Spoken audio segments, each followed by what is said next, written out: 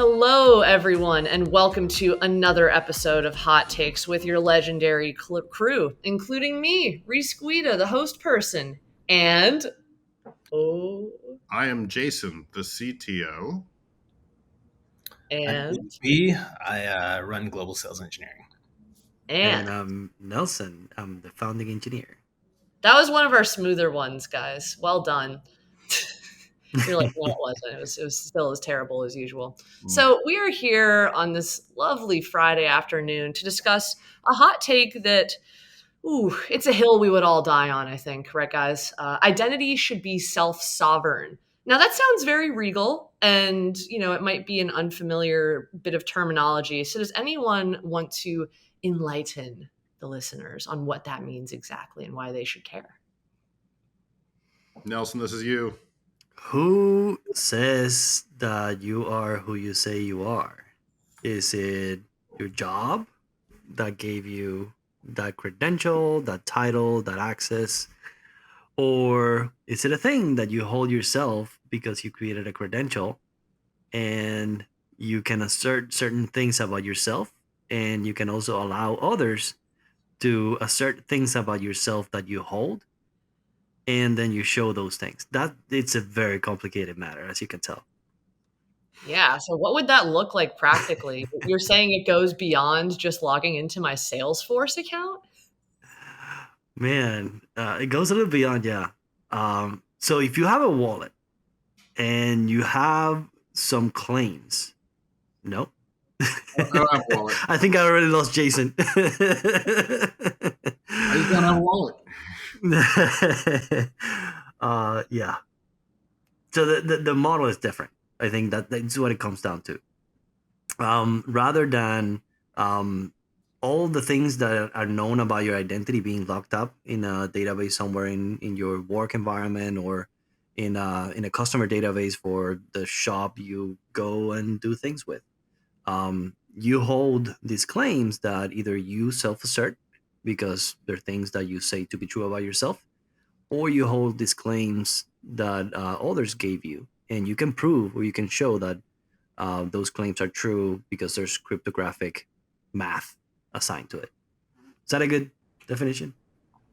I think I'm just a simpleton who's trying to look for freedom from my big tech overlords who insist that they can manage my IDs and love to publish how many billions of identities they've locked up into their fortresses. Take that, overlords. It's okay. We already control him through 5G. So it's kind of a way, I think what you're saying, Nelson, is you have a wallet for everything, like all of your identities, whether it's for work, your civic life, and they can be managed digitally by you. So that's putting the power into the hands of, whatever you are in the moment, whether it's an employee, a customer, a citizen. Yeah. There's a bunch of different implementations of that. But at the end, they all kind of come down to the same thing. There's a list of attributes, and you choose which to show to whatever you're trying to log into. You say, I want them to see my date of birth and the fact that I have a driver's license, and here's the number of the driver's license.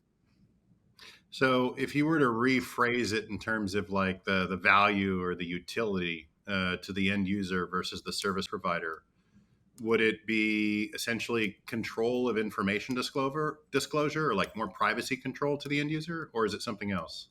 And what is it to the service provider? Yeah, good question. So I tend to think about it as if you collect all these attributes through your online life because you shopped at Nordstrom 5 years ago and they give you a loyalty card. But that information lives at Nordstrom. How did you know that, Nelson? Well, because they told you, right? They said, hey, here's an email, here's the loyalty points card number, whatever. I looked Husnain's info up from a data broker last night, so that's how he. Yeah, I thought you guys were really on a data broker going, hey, we were inspired by John Oliver and we're just buying each other's data secretly.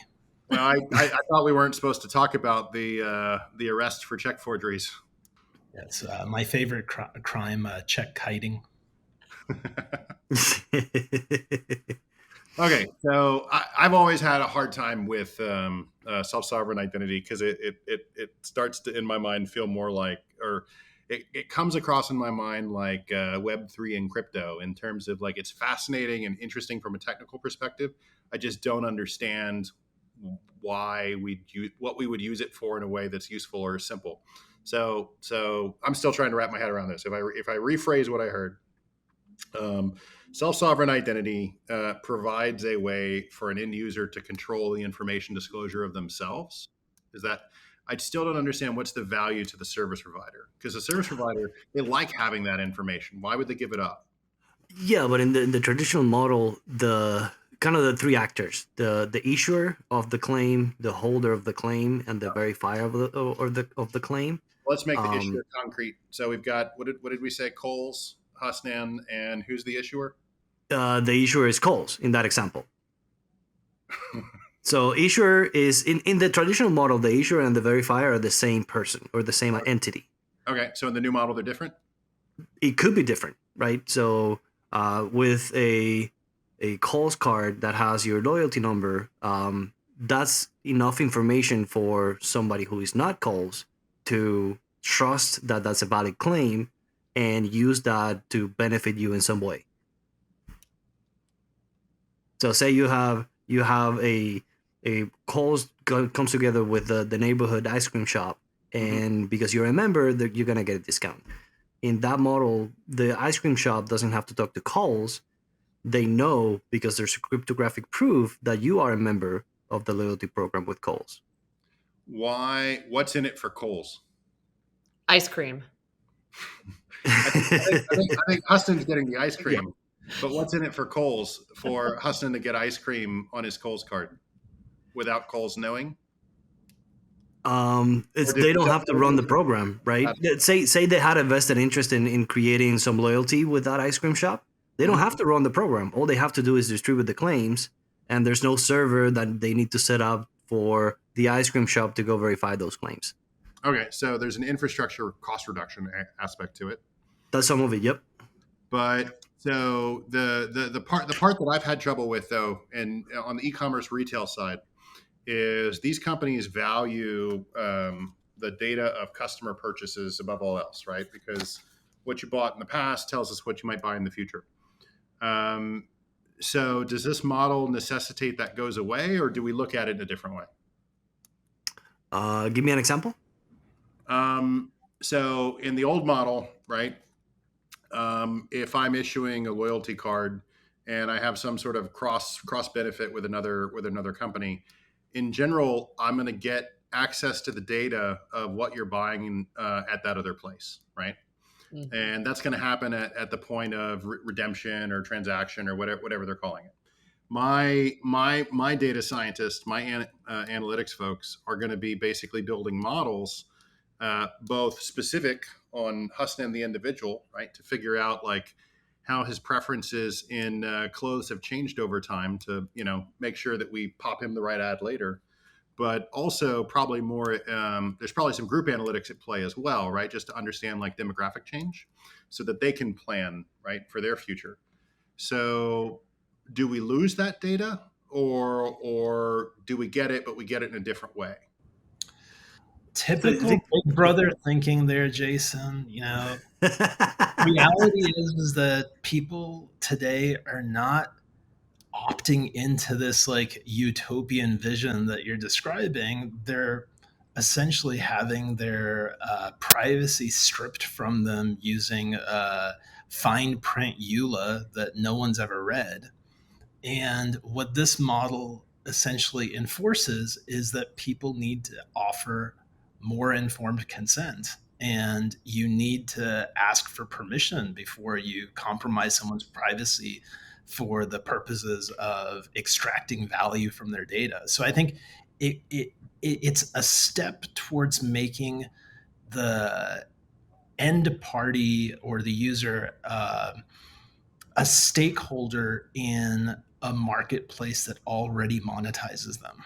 So like, you could potentially see yourself, giving permission for, some consideration that's equivalent to like what, a person might pay for a targeted display ad. So I think the idea is, yes, like superficially, that the current retail model is the current retail model, but we make a lot of assumptions when we insist that we know that switching the identity from the central provider to the end user will suddenly like disrupt and destroy the system.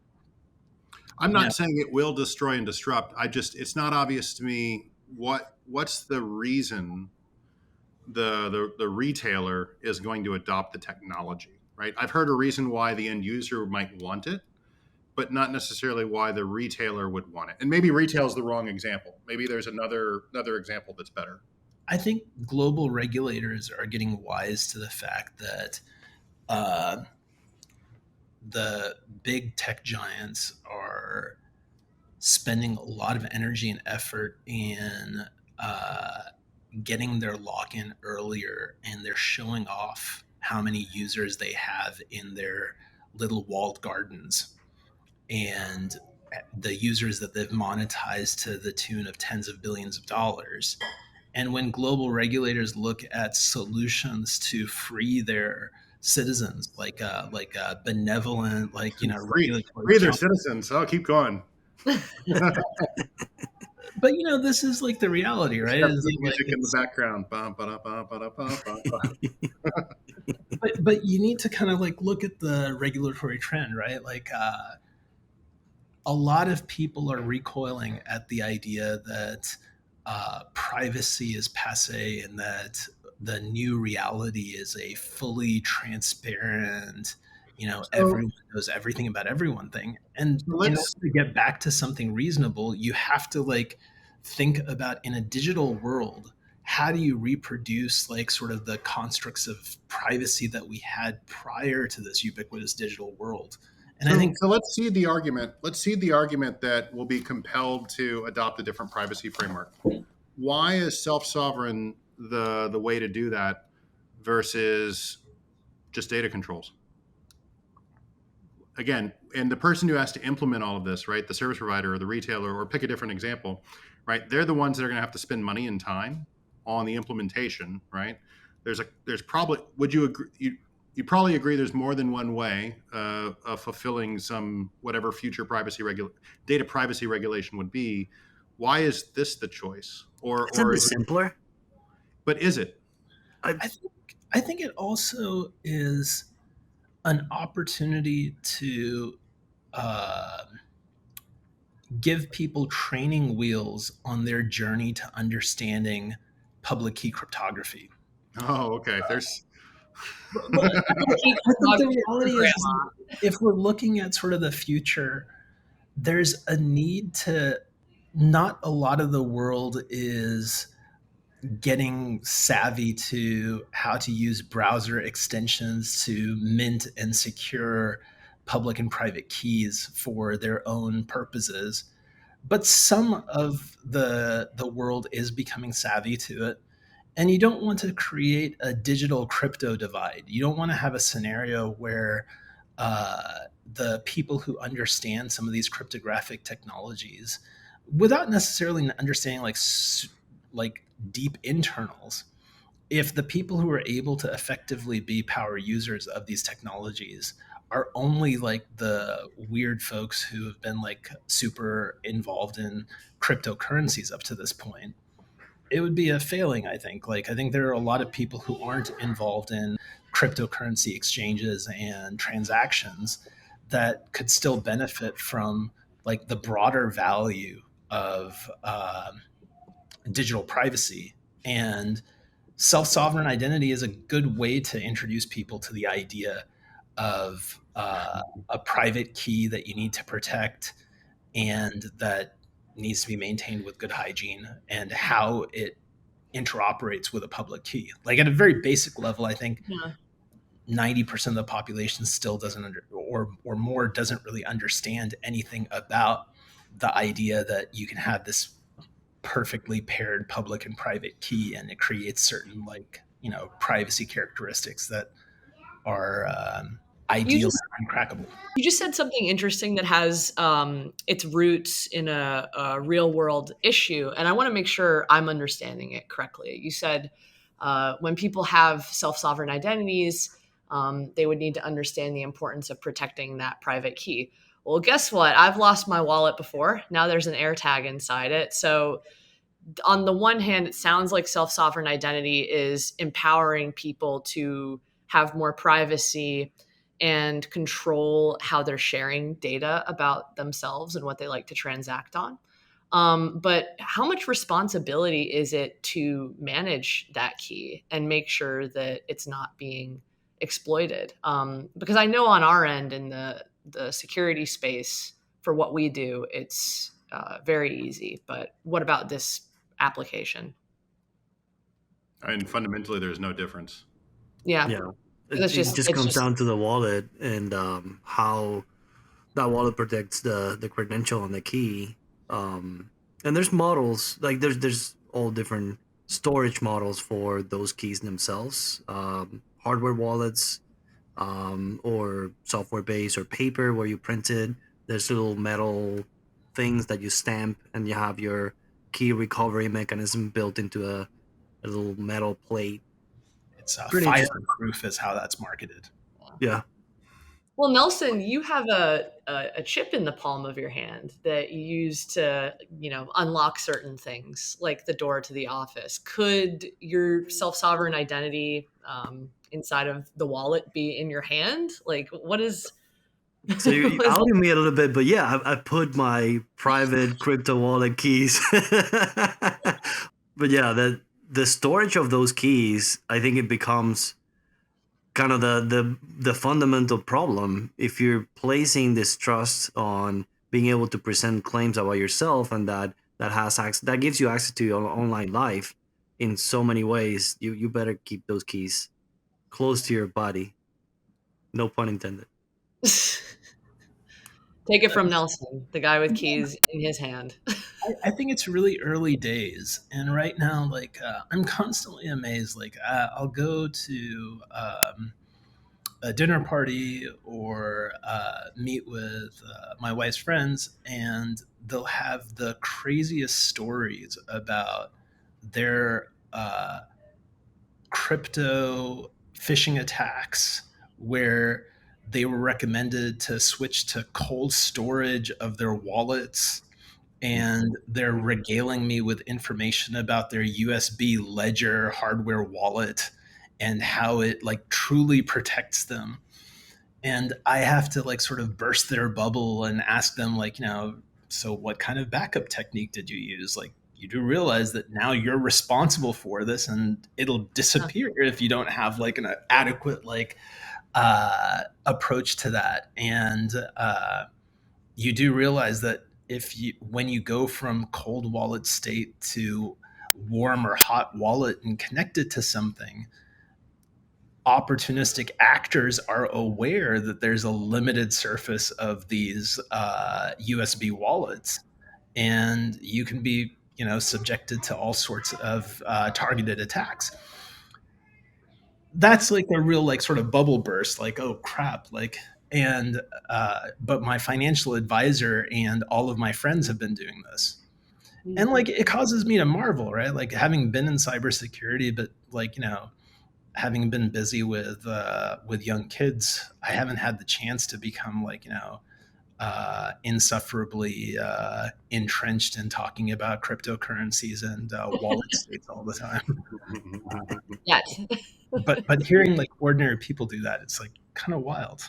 And so I'm going to translate. Husnain saying he's not a crypto bro, but he knows a couple. You know who you